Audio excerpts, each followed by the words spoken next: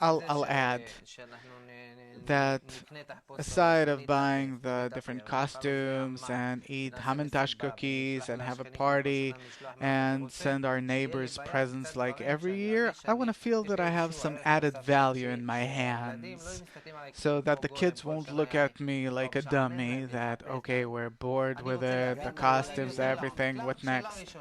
First question, why do we put on costumes on this holiday? In the past, even grown-ups disguised themselves. There was the famous Adlayada masquerade party in Tel Aviv. Yeah, there are parties, there's really amazing.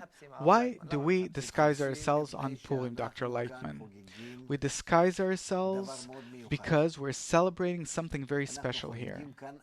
We are celebrating the concealment. What do you mean by concealment? Do you know what concealment is? Yeah, when you hide something, when it's hidden, concealed. Okay, what's hidden? The higher force is hidden. The higher force, which is good that does good, called the Creator, that it says that He loves us, and us especially, that for Him, the people of Israel, He loves them and really will take you on the wings of eagles and so on, right?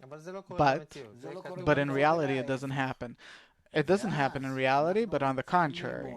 And then we have to learn, are we truly the people of Israel? Maybe we're not. And then we understand that the people of Israel, it means a people that wishes to keep love thy neighbor as thyself, as it says in the Torah. That without that, the people of Israel don't exist. Then they're not the people of Israel.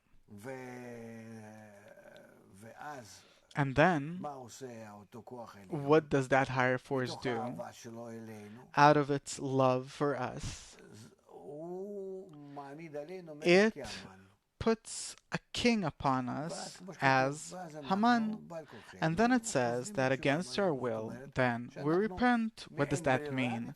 That because we have no choice, we connect between us.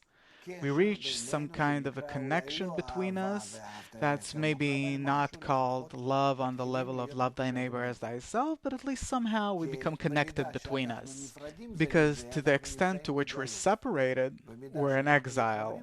To the extent to which we connect, we come to redemption, and this is actually how the higher force, the Creator, plays with us. That then he disguises himself as a Chashverosh, as a man, as Zeresh, the wife of a man, his 365 advisors, all of the anti-Semites of the world. It's the Creator that disguises himself as those in order to push us towards connection through blows. It's a kind of manipulation. That's his carnival. That's his game, actually. That's his disguise. He disguises himself as the evil force. And when we start connecting as a result of the fear, then suddenly everything becomes good. Then he as if takes off this evil form that he took upon himself against his will because we didn't want to connect ourselves in a good and nice way. And then he relates to us nicely, and then we fill up with joy and we're all hugged together and take to the streets and hug. And we have to intoxicate ourselves because we don't care about anything. We're under his rule. That's what Purim is all about. See if I understand. Any enemy that comes at me in life or any problem that I'm experiencing, it's actually the higher force that's disguising himself in the clothing of that problem or enemy, and he comes in order to what? In order to force us to connect. Which is the purpose of the holiday, actually? You're saying that the entire this is the purpose of all of reality altogether, for us to connect. All of the anti-Semites, that the Creator is standing behind them and dresses himself in them. What does he say? He says that this form that we're in, he hates this form. What form? the form of separation, of exile, of the lack of connection, as if.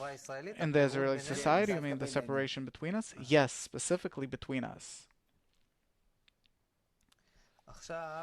Now, this was with respect to why do we disguise ourselves. Now,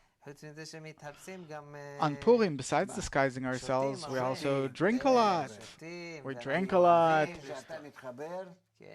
When you connect, you reach a state that you feel so great, that you're so unlimited, that you can do whatever you want limitlessly.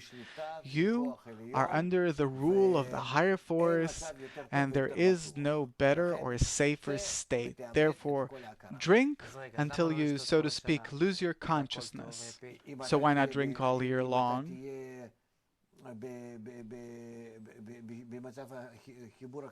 If you'll be in a steady state of connection.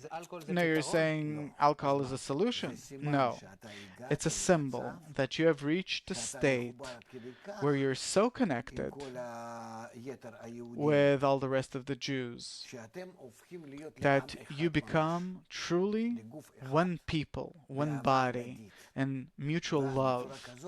And then this way, you're together with a higher force, and therefore, you can lose your mind, you'll nonetheless dwell in the higher force forever. The truth is, I don't exactly get it. What? There's something strange here. On Purim, there is a precept of drinking, and not just drink. Drink to the limit, till you lose your senses, so to speak. It means that you need no more limitations. You have nothing to be afraid of. You don't have to keep yourself. You're in love, in complete and perfect love.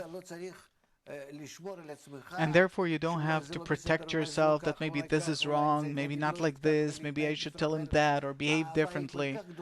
The love between everyone is so great that everyone's like a fetus in his mother's womb. That the whole world, it's like a baby on his mother's hands. He's safe, he's fine, he's everything. That means that you're to become intoxicated. It's not that you're really gonna get intoxicated.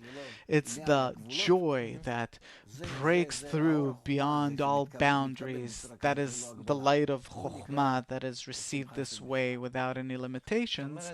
That is called the precept of joy.